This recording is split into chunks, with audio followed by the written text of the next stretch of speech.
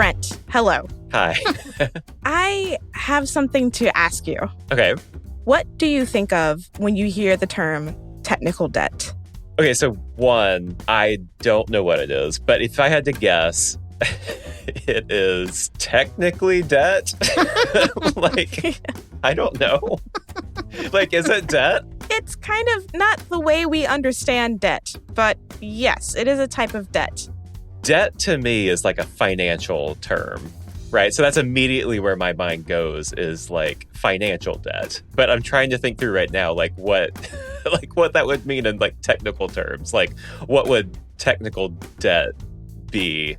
Do you want me to define what this is in my own words or? In your own words, yes. Let's hear what technical debt is. Sure. Technical debt is the cost of delaying necessary work on a project so that you can hit your milestones and you can release things on time. Angela, I think you might be familiar with technical debt, right? Familiar with it? I've created some of it. So yes, I'm pretty familiar with technical debt. It's the byproduct. It's just one of those things that happens when you're moving things forward. Yeah, it just happens. So not at all what I thought it was. It has nothing to do with your FICO score. No, not at all. It is quite terrifying though, right? The term technical debt is something about it that sounds very ominous. For sure. So today I wanted to dive into this term because I didn't know what it meant either when I first encountered it. When I started digging and found out more about it, I wanted to know if there was the possibility of an industry being free of technical debt. Is that something that is even possible? And if we could do it, would it be a good thing? I wanted to find out. And if you're down, I can tell you what I've learned. I'm down. I'm down. Yeah, let's figure it out. Let's do it.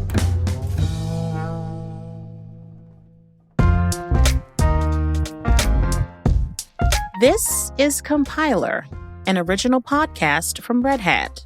We're your hosts. I'm Brent Simoneau. And I'm Angela Andrews. We're here to break down questions from the tech industry.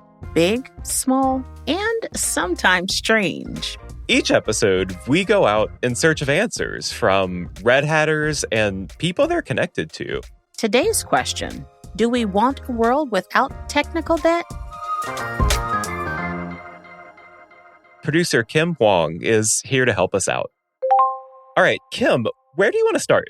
Well, let me just start with a little bit of a thought exercise. Okay. So let's imagine that the three of us are a development team. We're building software, right? Mm-hmm. Okay. Angela's in charge. Angela is in charge 100%. Oh, okay.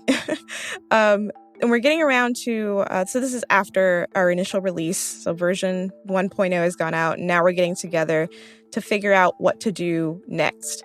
Brent, you might be concerned more about bugs and internal issues and optimizing the experience, making the things that are already there better. Mm-hmm. But Angela might be concerned about new features and functionality, things that customers want. Right. So because those two things don't necessarily go in tandem, and there's an immense pressure to deliver new features, that part receives priority. Angela wins, and then the technical debt that was already there starts to increase. You want to ship it as fast as possible. Ship it. Get it out the door. But you do have to worry about the other stuff, too. Right. So I'm just going to say this. Technical debt sounds bad. It sounds like it could be really bad. I thought the same thing. So I wanted to speak to someone who had a good idea of how technical debt really works. I am Tremaine Darby, and I am an engineering manager in the Products and Technologies division. So the interesting thing that she says about technical debt is that it's not good or bad. It just exists. Yeah, technical debt is generally talked about as something that needs to be cleaned up, or a mess that someone has made, or something that is just not quite right. I think that's just a slightly wrong way to think of it, because it's not necessarily bad or it didn't come to be because of someone doing something wrong. It's really just something that is done because you're trying to move fast and you're trying to get things out, and it's just not quite complete or the whole picture of what we need to deliver. I think of it a lot like if you're cutting trees, sometimes you have to kind of slow down and sharpen your saw. So it's all those things that make it better to deliver in the long term. That is actually a really good analogy because you're actually doing the thing, but sometimes you do have to stop and assess and, again, sharpen your tools, whatever those tools may be, because otherwise you really can't move forward without it. Yeah, and I will say what Tremaine was just saying about it's neither good nor bad, it just is. Mm-hmm. That sits a little strange with me because I think that, like I was saying before, debt has a negative connotation to me. So I'm kind of fascinated by this idea that technical debt, it just is.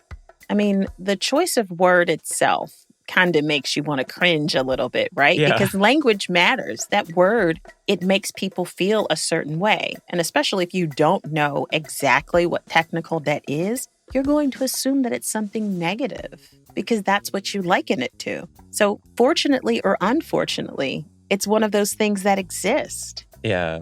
I mean, the way that I look at it is this. Yes, the word debt does add that kind of negative connotation to what we're talking about without context, right? And also, debt is all about how you manage it, right? People often think that in order to be productive, that you always have to be cranking out new features.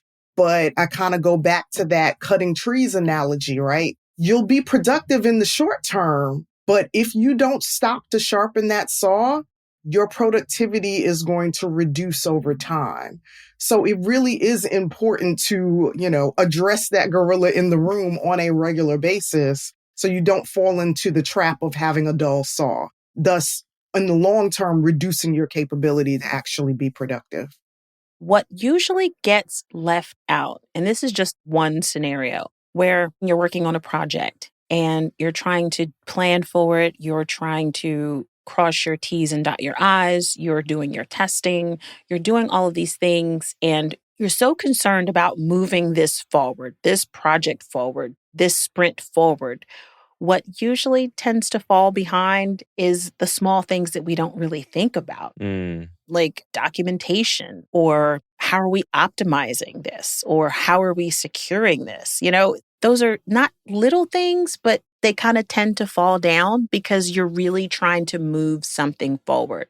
And in Tremaine's analogy, when she's talking about sometimes you have to stop and sharpen your tools, that's when you have to go back and say, okay, let's right this ship. Yeah. Let's make sure that we bring our debt along, you know what I mean, to bring it into the forefront and address it. That's super interesting, Angela, because I think what I'm kind of learning from you right now is that the choices that we make while we're building something, they're often small choices. It's like a lot of really, really small things that add up over a lot of sprints or a lot of months or a lot of years. And if you're not really paying attention to it, one day you might look up and think, oh my God, we have all this debt. We have this big pile of debt now. Where did this come from? Exactly. How do we address it? The other thing I wanted to talk about, because Angela, you mentioned documentation, right? Yeah. So Tremaine talked about how documentation can sometimes be a very unanticipated and sometimes, well, in her opinion, the ultimate in technical debt.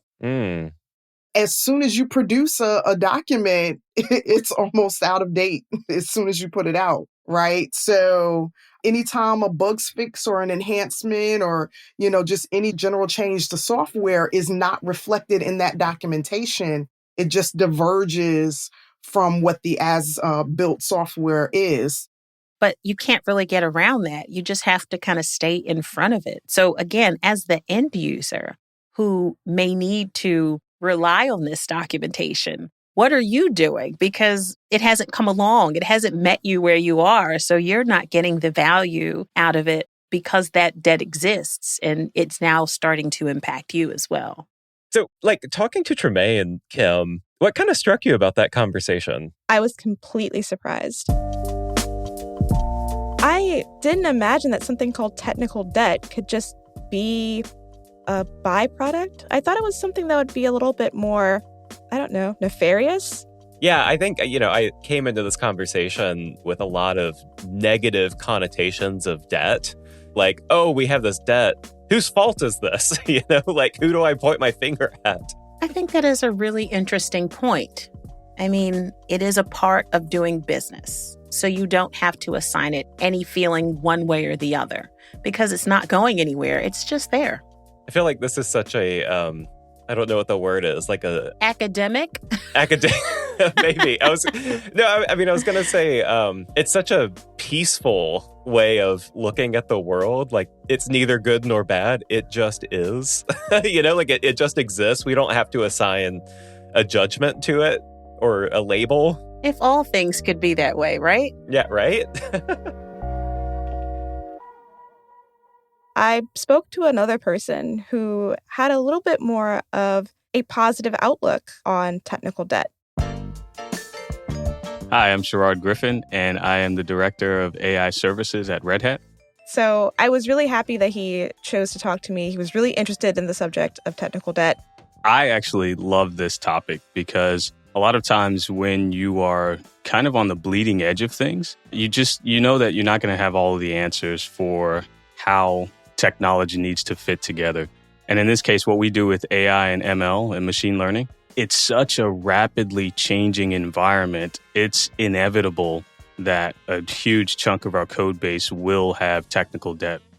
He says that technical debt first shows up, and he was talking about from like an internal perspective, when people are getting together in a room and saying, we can shoehorn this in, and it's kind of, we're taping things together here, but we should really rethink that.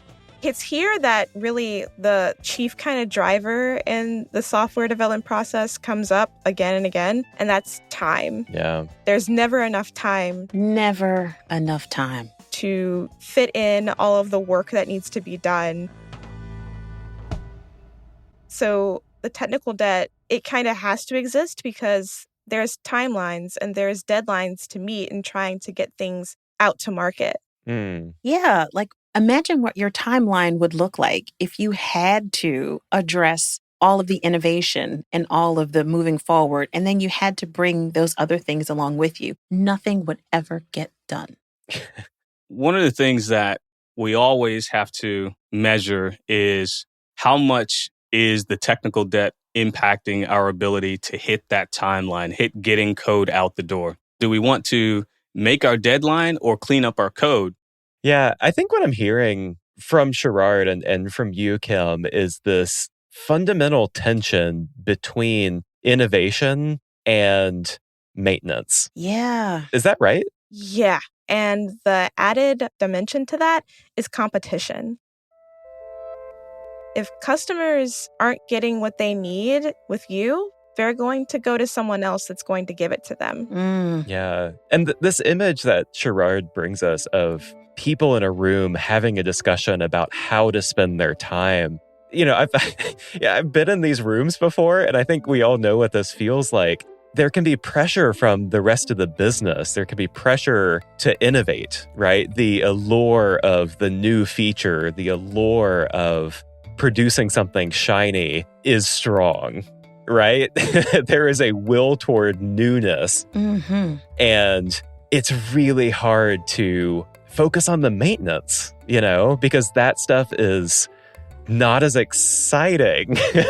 And customers can't really see it. Yeah. So, Angela, what do you think? Does this correlate with any of your experience? This is true. You only have a finite amount of time to get things done. So you have to prioritize those things. And you do have to be mindful that those are other folks that are chomping at the bit just like you. Your competition is out there trying to take your spot. So you really do have to find that balance, making sure that you're being in the forefront. But what about the stuff that really matters just as much, but isn't as pretty or shiny? You can't forget about it. Yeah. So what I'm thinking about right now is this concept of time and decision making.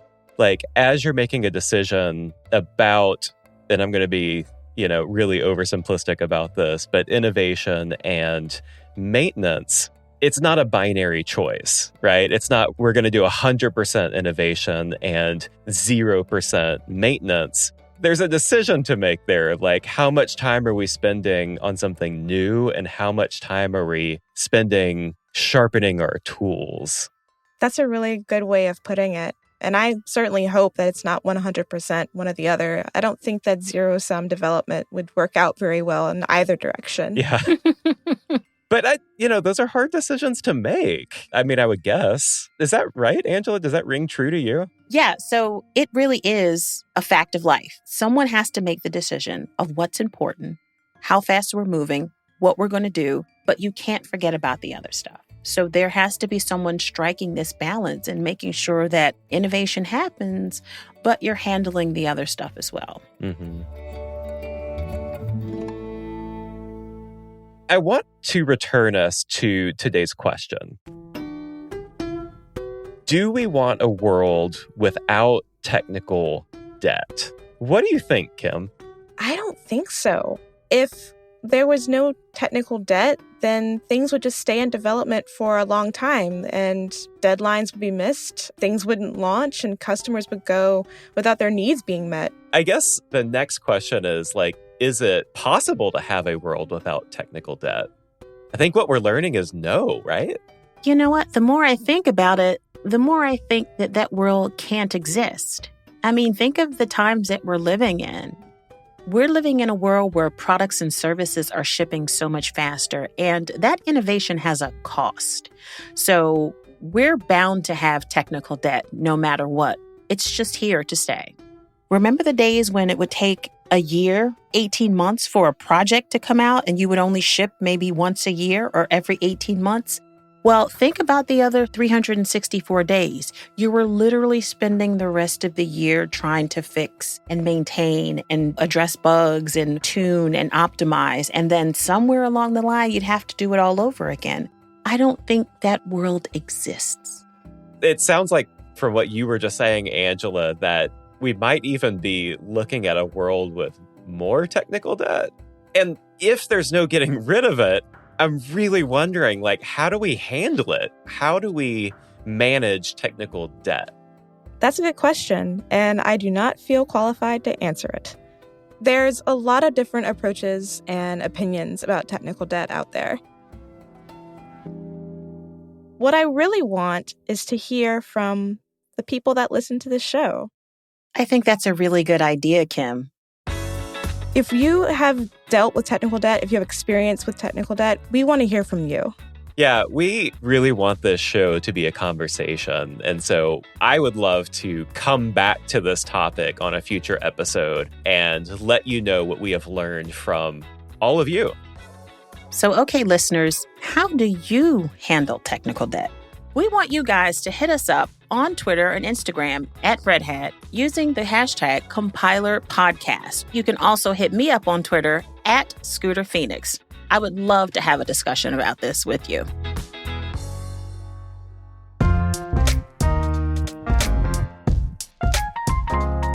And that does it for this episode of Compiler. Today's episode was produced by Kim Wong and Caroline Craighead. Victoria Lawton makes sure that we slow down and sharpen our saws when needed. Our audio engineer is Christy Chan. Special thanks to Sean Cole. Our theme song was composed by Mary Anchetta. Big thank you to our guests, Tremaine Darby and Sherrard Griffin. Our audio team includes Lee Day, Laura Barnes, Claire Allison, Nick Burns, Aaron Williamson, Karen King, Boo Boo House, Rachel Ertel, Mike Compton, Ocean Matthews, and Laura Walters. If you like our show, please follow us for future episodes. We would love to see you here again. All right, goodbye, everybody. We'll see you next time.